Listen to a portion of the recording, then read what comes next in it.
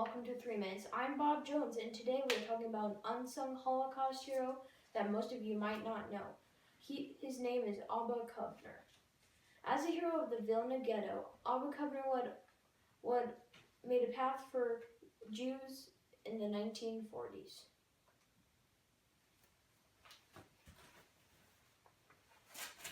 Abba Kovner believed the only way to stop from being slaughtered by the Nazis was to fight back.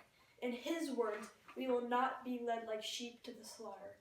This is David Gervitz. He was in the ghetto along with Kovner. Yes, he was one of the founders of the LKH Project, or in English, the United Partisans Organization. After the first leader, Yitzhak Wittenberg, died,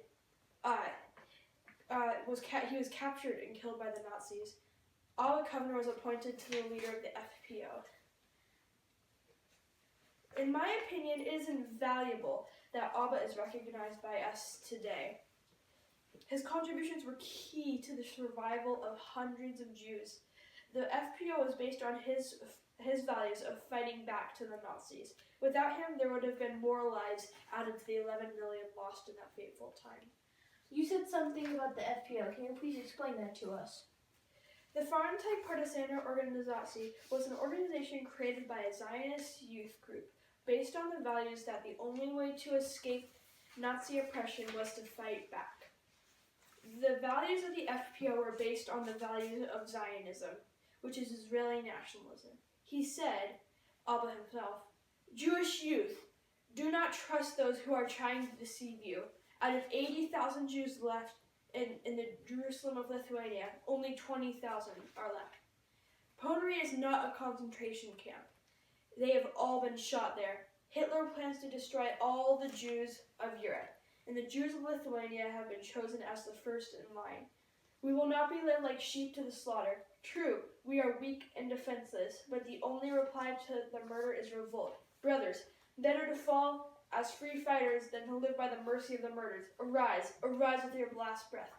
That's what he said when on the first meeting of the FPO to the Zionist youth group. What an inspirational quote. I myself would get right up and fight. I'm surprised the rest of the ghetto didn't join him. Yes, sadly, a man named Jacob Gens, the Vilna Junorat, led by Jacob Gens, felt the only way for the Jews of Vilna to survive total annihilation was to prove to the Germans that they were useful to the economy in their war efforts. And he managed to convince most of that it was true, and most believed him, so the public opinion was swayed against the FPO. Well, thank you, Mr. Gervitz. Here we have Dr. John Scott, an expert on Abba Kovner. Now tell me, Mr. Scott, what do you think Abba Kovner's greatest achievement is? Thank you, Bob. Well, being an expert on Abba, I would say his greatest achievement was when he led the remaining partisans to the Rednicky Forest, where the Avengers, his group, did many great deeds. His group destroyed over 180 miles of train tracks, 5 bridges, 40 enemy train cars. They killed 212 enemy soldiers and saved about 71 Jews, at least. He refused to be absorbed into Lithuanian or Russian partisan groups. Incredible. Now tell me, what was happening in the state back then? At the time, Adolf Hitler was in power, and he had already started the Holocaust. It was a fateful time for Jews as they were being killed unfairly throughout Europe. Where did Abba and his Avengers do all of this? Well, it started in the Vilna ghetto, but after they escaped from there, they went to the Rednicky Forest. Now tell me, was anything like this happening in other places? Actually, Abba himself caused, if you could say, patterns. He reached out to other ghettos and told them to rebel. Kovner also sent missionaries to the Warsaw and Białystok ghettos to warn the inhabitants about the mass killing of Jews and told them to rebel against their Nazi captors. But in the bigger picture, he contributed to the Holocaust movement throughout Europe. When did he do all of this? It started in 1941 when they had their first meeting and formed the FPO. Do you know why Abba did his incredible deeds?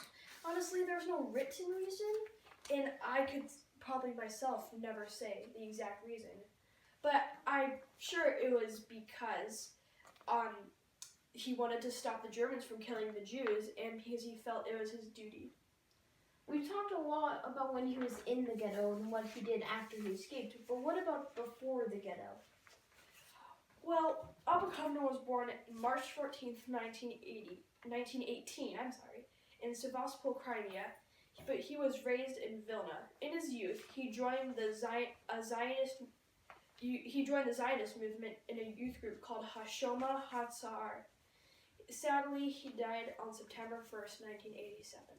Thank you, Dr. Scott, and it is safe to say from these incredible interviews that Abba Kovner is a true Holocaust hero.